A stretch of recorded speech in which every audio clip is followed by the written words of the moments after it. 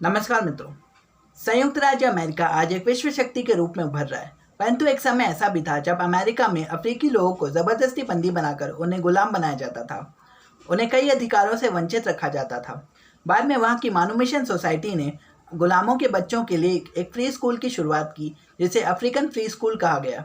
आज मैं आपको अफ्रीकन फ्री स्कूल के बारे में कुछ जानकारियाँ बताने जा रहा हूँ, तो वीडियो को अंत तक देखिए। धन्यवाद।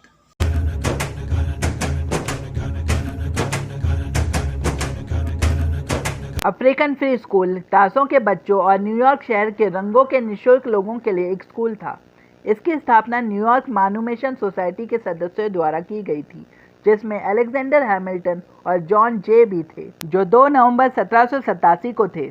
इसके बहुत से पूर्व विद्यार्थी न्यूयॉर्क के अफ्रीकी अमेरिकी समुदाय के नेता बन गए। इतिहास: यह स्कूल न्यूयॉर्क मानुमेशन सोसाइटी द्वारा स्थापित किया गया था, जो अफ्रीकी गुलामी को पूरी तरह समाप्त करने का समर्थन करता था।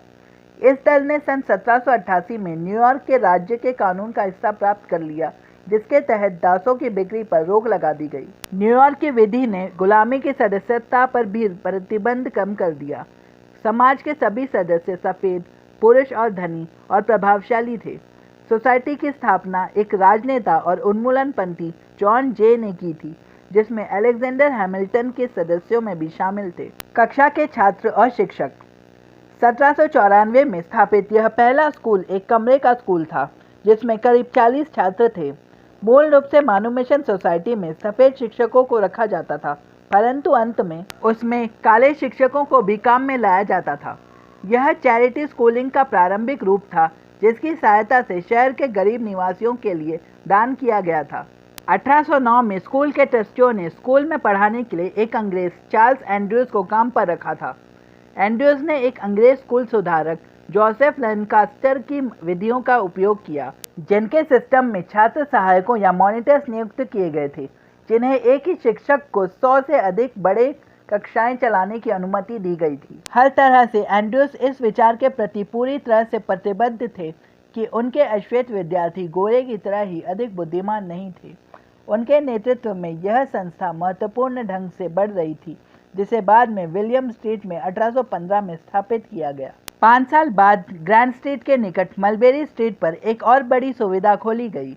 उस समय तक नामांकन 700 के करीब आ रहा था और स्कूलों की सफलता के लिए एक व्यापक प्रतिष्ठा प्राप्त हो रही थी। एंड्रयूज ने 1821 में स्कूल की उपलब्धियों का समारोह करते हुए एक पुस्तक प्रकाशित की और वे शहरों में आने वालों के लिए बार बार रुकने की जगह बनी। अश्वेतों में समान अधिकार की इच्छा: 1830 के दशक के प्रारंभ में एक अन्य स्कूल खोलने के बाद, जिसका नामांकन 1000 बच्चों से बढ़कर हुआ, एक संकट सामने आया। एंड्रयूज ने सार्वजनिक रूप से इस विचार का समर्थन किया कि अमेरिकी अश्वेतों को अफ्रीका में एक उपनिवेश स्थापित करना चाहिए, जैसा कि स्वतंत्रता में अमेरिकी उपनिवेशवाद सोसाइटी द्वारा किया जा रहा था। यह समय का सबसे विवादास्पद नस्लीय मुद्दों में से एक था, क्योंकि इस समय तक अधिकांश अमेरिकी अश्वेतों का जन्म हुआ और उनका लक्ष्य अमेरिका में समान राजनीतिक अधिकार प्राप्त करना था। काले छात्रों ने 1832 में एंड्रयूज की बर्खास्तगी में ले जाने वाले स्कूलों का बहिष्कार किया।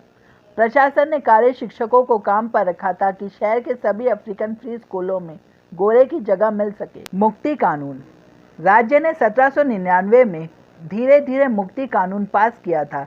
इसमें व्यवस्था की गई थी कि दास जैसी माताओं के बच्चे स्वतंत्र हो जाएं, लेकिन उन्हें कानूनी और सामाजिक रूप से स्वतंत्र होने से पहले पुरुषों के लिए 28 वर्ष की उम्र और 25 वर्ष महिलाओं के लिए लंबे अरमों की जरूरत थी।